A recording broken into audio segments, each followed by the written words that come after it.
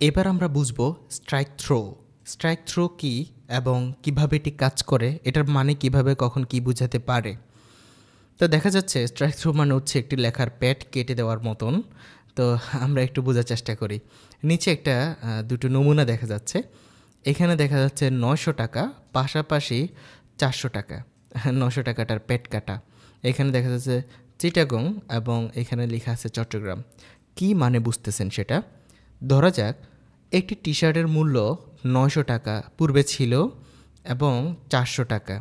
তাহলে এই পূর্বের যে দামটা ছিল সেটা পাশে রাখলে কি হয়? আপনি দেখেন একটি প্রোডাক্টের দাম যদি 400 বলেন তাহলে কি মানে দাঁড়ায়? যে এই প্রোডাক্টটি জাস্ট 400 টাকা মানের। দাম দিয়ে অনেক সময় প্রোডাক্টের মান বোঝা যায়। কিন্তু যদি এটা বলা হয় যে 900 টাকার জিনিস 400 টাকা, তাহলে কিন্তু একটা ওজন দাঁড়ায়। সবাই বলবে যে আচ্ছা, সবার একটা কিউরিসি তৈরি হবে, একটা আগ্রহ তৈরি হবে যে আরে কি বলে, এত কম, ঠিক আছে না? সেই জন্য অনেক সময় মানুষ যখন একটা প্রাইজে ছাড় দেয় তখন বিক্রয় মূল্যটার পাশে পূর্বের মূল্যটা এইভাবে করে দিয়ে দেয়। তাহলে 900 টাকার জিনিস 400 টাকা।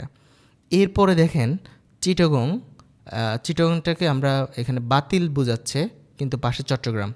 অর্থাৎ পূর্বে যদি কেউ চিটাগংয়ের সাথে পরিচিত হয়ে থাকে, চট্টগ্রাম শব্দটার সাথে পরিচিত না হয়, কারণ চিটাগং থেকে খুব রিসেন্টলি আসলে চট্টগ্রামে পরিণত হয়ে গেছে। যদি বিদেশ থেকে কোনো ব্যক্তি আসে তাহলে কি বুঝবে সে? সে তো জানতো চিটাগং, কিন্তু আসার পরে যখন দেবে চট্টগ্রাম সে বুঝবে না।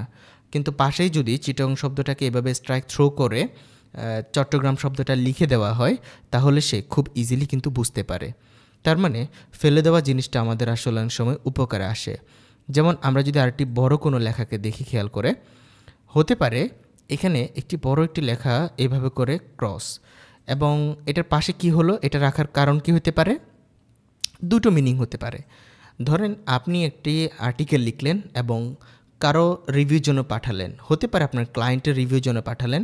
সে কী করলো, কথাগুলোকে অতিরিক্ত মনে করলো, অতিরিক্ত মনে করে সে এটাকে ক্রস করে দিল। আপনাকে বলল যে এই কথাগুলো বাদ দিয়ে আপনি নতুন কোনো কথা লিখেন, অর্থাৎ পরিবর্তন করেন। আবার ব্যাপারটা এমন হতে পারে, আপনাকে কোনো একটা আর্টিকেল দেওয়া হলো, আপনি কিছু কথা পরিবর্তন করবেন আপনার ইচ্ছে অনুযায়ী। তো আপনি বোঝাতে চাচ্ছেন যে এই কথাগুলো আসলে যেভাবে ছিল গোছানো ছিল না, আপনি পরের কথাগুলো গুছিয়ে লিখছেন, ঠিক আছে? তাহলে আপনার ক্লায়েন্ট মিলাতে পারবে ও আচ্ছা, পূর্বের এই কথাগুলোকে সে এক্সচেঞ্জ করে নতুন করে কিছু লেখা লিখছে আর কি। তো ঠিক আছে, এভাবে আমরা আসলে স্ট্রাইক থ্রোটার এতটুকু ব্যবহার করতে পারি। আপনারা হয়তো বা ক্ষেত্র বিশেষে আরও দারুণ ব্যবহার করতে পারেন আর কি। আশা করি বুঝতে পেরে